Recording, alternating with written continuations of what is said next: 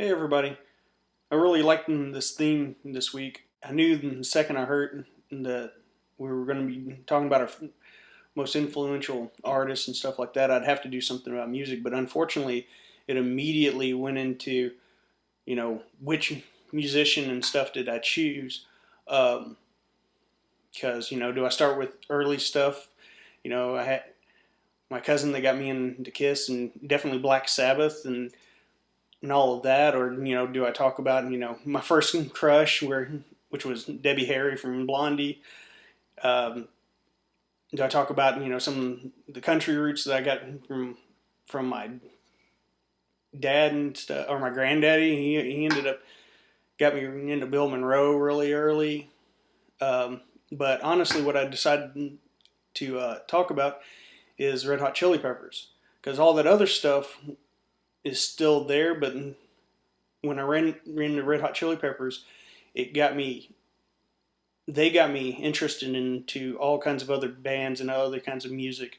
I remember the very first time that I heard Red Hot Chili Peppers was in 1989. I was a freshman in high school.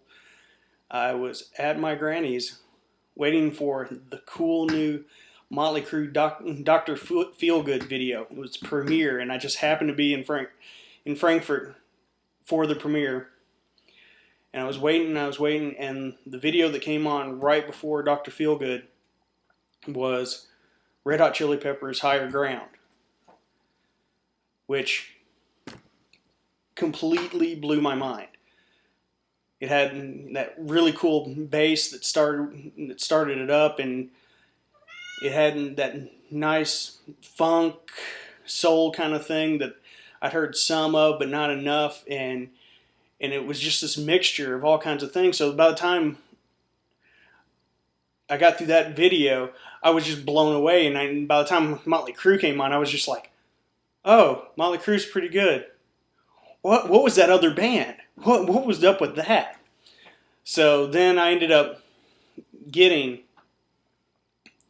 Mother's Milk, which is what my Higher Ground was off of, and I ended up just falling in love with this band. And Blood Sugar Sex Magic, their big album, is probably still one of my top 5 albums that I go to when I don't know what I want to listen to, because it's just my standard, like my white noise. But from the Chili Peppers, pretty much from there is when I started getting into a lot of different music. Their funk influence got me interested in Parliament and George Clinton, of course. And their punk influence, I had heard some Ramones before and then, but I hadn't gotten into Misfits. I hadn't gotten into any of the Stooges and Iggy Pop stuff. I hadn't gotten into that whole deluge of the rest of the punk scene, which pretty much is like my base of what I love about music nowadays.